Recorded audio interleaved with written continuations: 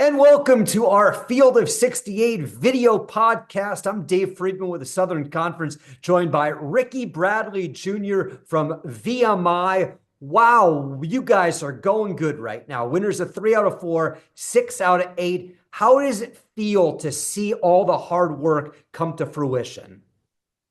It feels great. We've been at it since this summer, pushing ourselves to work harder than we've ever worked before. And that comes from the coaches. The coaches have built a level that we have to reach, and there is no ceiling to that level. So they're constantly putting us to work, constantly challenging us, and they're not allowing us to be comforting or feel any type of comfort in the success that we're experiencing. Somehow that feels appropriate at VMI, where you're not allowed to feel comfortable. Yeah. Your journey is an interesting one. You went to VMI, you played a year, you had a really good year, you left, then you came back, didn't experience a ton of success in your first go round at VMI. The team is much better this year. Can you kind of walk us through the steps that it's taken to get to this point? Honestly, I'll start with the coaches. This group of coaches, I haven't had anything like it. To have this many coaches that have a fire inside of them that literally, even after winning games, will come in the morning, early like we do every morning, and we'll get yelled at after winning. And it's like we can't be happy. Like we still have a losing record on the season. So if somebody looks at our record, we don't care that it says VMI and we've won more games than we have in the past. It says that we're losers. They keep that above us. They don't allow us to. Everybody on the outside is like, "Oh my God, you guys are having a great year," but our coaches are like, "No, we still have more to chase because right now we are considered losers if we're going based off our record." So your coaches have changed what you do in a lot of ways. When you played at VMI 2 years ago, you're running a different offense and a different defense, and you've got a completely different group of people around you. Let's kind of go one by one. Let's start with the offense. How would you describe it to someone that hasn't watched it a lot? Well, it has a lot of different concepts, a lot of stuff that I haven't ever done in my life, like off-ball screens, away screens, all that type of stuff I've never done. We pay attention to a lot of the details, so shooting good shots. I've never had it broken down to me like the points per possession or those little details, but Xavier Silas controls the offense, and he's been amazing with the details of creating a game plan that fits what we already do and then implementing it into how we're going to execute our stuff against the opposing team. And the defense is straight out of the Jerry Tarkanian playbook from before you were born, the amoeba zone. What was that like to learn?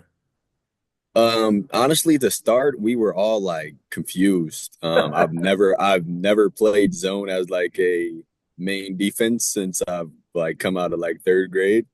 So at first we were like trying to figure it out, trying to learn it, but now that we got the hang of it and we just know we have to fly around and just make the extra effort, we're experiencing success with it.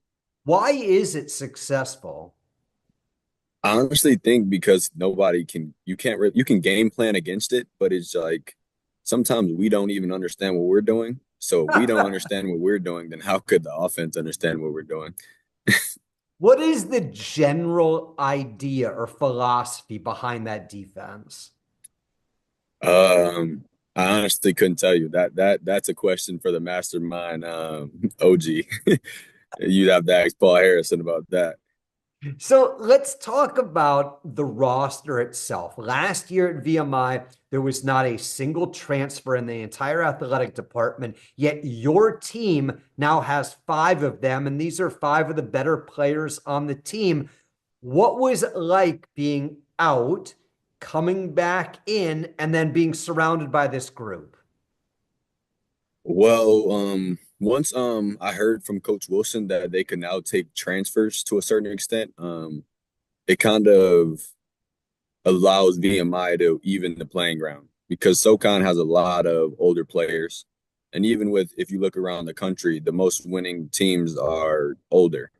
So if you're allowed to take transfers like every other school is, like, yeah, we may not be able to take grad transfers or anything, but even to be able to take sophomore transfers, that means a lot to adding experience and adding people that have already been in college 4 years so they understand the grind.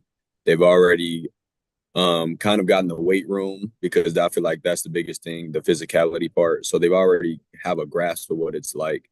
So just for us to even the playing ground and then for us to have those people that can teach the freshmen and be an example for the freshmen has just been big. Now, when you talk about the grind, I think you were talking about the basketball grind, but at VMI, there's a whole nother grind involved. Yes, sir. Um, I mean, they've had to go through that, but none of them have they haven't let it beat them. Yes, it's hard. It's nothing. You can't really explain it to anybody that hasn't been through it. But I mean, if they've went through it in order to put their basketball dreams into fruition. So I applaud them for doing that and having the humility to do that because they're all older than the other freshmen that have went through it. So for them to be able to like, yeah, I'm willing to go through that just to play at the level at Division I level. I feel like that's a big maturity thing on their part. For someone that's watching that doesn't understand the rat line, what is it? It's a 6 month process where you're not considered human and you're looked down upon by everybody that sees you. And how do you battle through that?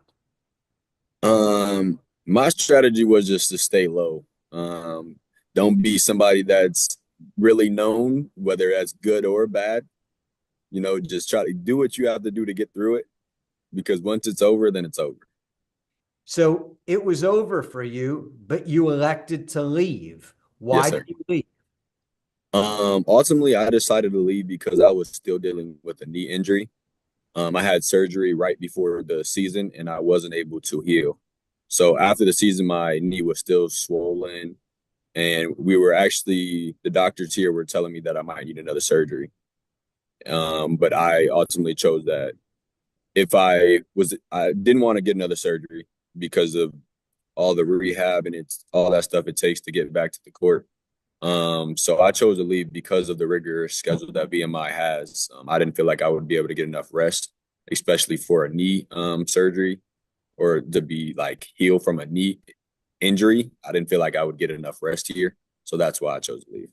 Okay, you weren't the first person to leave, but not many people choose to come back. How did you make that decision?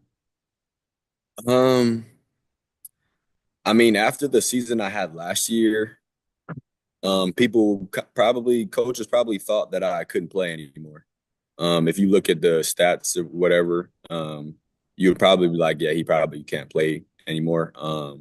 But Coach Wilson, he was my coach before, and he still made me a priority even the second time around, especially once they found out they could take transfers. He was the only coach at the Division I level to make me a priority and to see me for what I had did my freshman year. So, I mean, did I say yes right away? No, I didn't. It took arguing with my dad. Coach Wilson stayed in contact with my dad, and it took some talks with God for me to have the humility to say, okay, this is what I have to do. You're a different person off the court than you were 2 years ago at VMI. How has it kind of shaped and changed you? Are you talking about VMI? Yeah. Okay. I feel like the biggest takeaway I got from VMI my first year was the maximizing your time.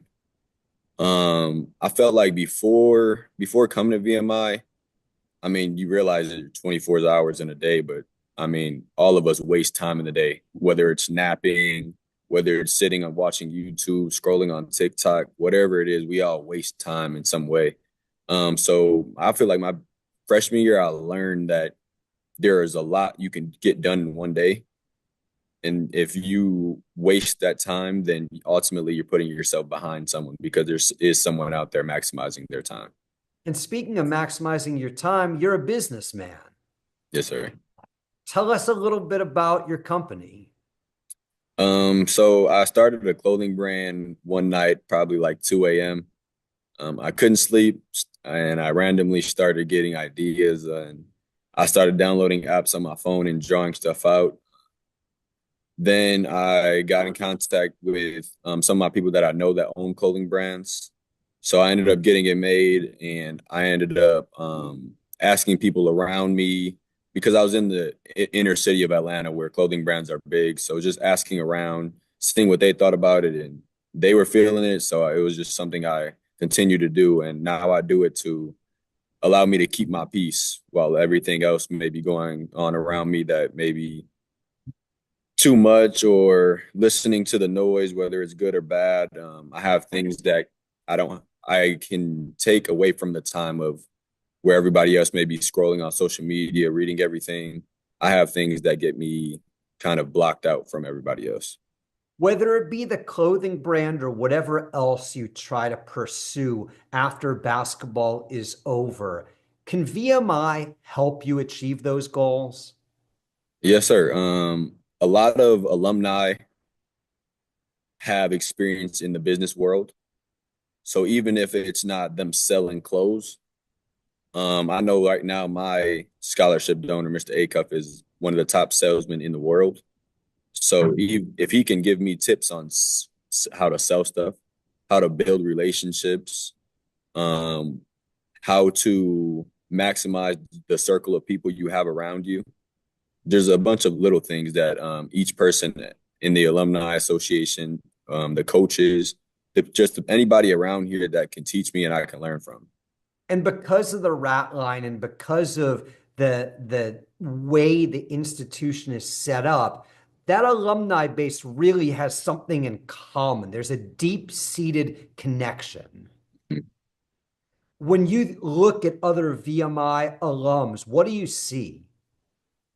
Um, I mean, when I look at them, I see successful people, people that are, if you're able to come to all of our home games, and that means you have freedom of your time, which means you've made the right decision so that you can be financially free to make that decision. And then talking to them, all of them talk about how they're so close with their BRs and the people that they went through the rat line with. And even to this day, like 30, 40 years after, they're still having reunions and stuff like that. And when you go to regular school, you might not even have that. You might not even have that with the athletic group. So if you're having that with regular students, I feel like that is rare, very rare. 2 years ago, when you were at VMI, you went 2-16 in conference play. Last year, when you weren't there, they went 1-17, but you're 6-6 this year. What is the difference? Like I said, I start with the coaches. You have Coach Wilson, who's always had fire inside of him. Um, he wants to win. He's going to do anything to win, and he's a player's coach. And then you have Xavier Silas under him, who has experienced the highest of levels, has coached overseas and in college, and he's honestly psychotic. He's up at 3 a.m., 4 a.m., doing his film, his scouts, texting us. He's waking up 6 a.m. to come work us out. And you have Coach Parentfoot and OG, Paul Harrison, who they have a fire in them as well. Like each of the coaches have a fire that, like, we understand that the SoCon and everybody around may think that VMI is just like a walk in the park, but we're trying to change that because just like everybody else, we can win as well. Yes, we may have a harder schedule or our schooling may be harder, but that has nothing to do with what we can do on the court. So I would start with them, and then the players that have came in and they're willing to work. We're all willing to work. We're coachable. We've built the relationships to where we can hold each other accountable. We can pick each other up after losses, after wins. We can keep each other humble, and ultimately we know what we want out of this season. So You'll play first place UNC Greensboro on the road on Wednesday. You lost a tight game to them at your place last go round. For someone that might tune in, someone that hasn't watched you play, what will they see? Who are your teammates that they should take notice of? Why is this successful? Um, I mean, you should pay attention to the entire team itself. I know they can't tune in from ESPN Plus to watch the warm-ups and all that, but it starts with us, the warm-ups, how we're so connected. We're all out there smiling, high-fiving, just enjoying being out there as a team.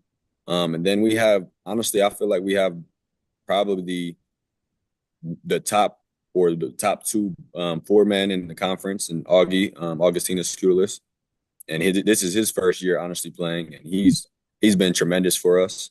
We have one of the best passers in Tanya Udogzoglu. We have one of the best shooters in TJ. AJ's defensive specialist blocking shots. He's 6'3", blocking shots like he's 6'10". He's like top in the conference in steals. And then off the bench, we have shooters. We have people that are hungry that come in and try to make an impact and bring energy. So I just feel like, I mean, it's a complete team.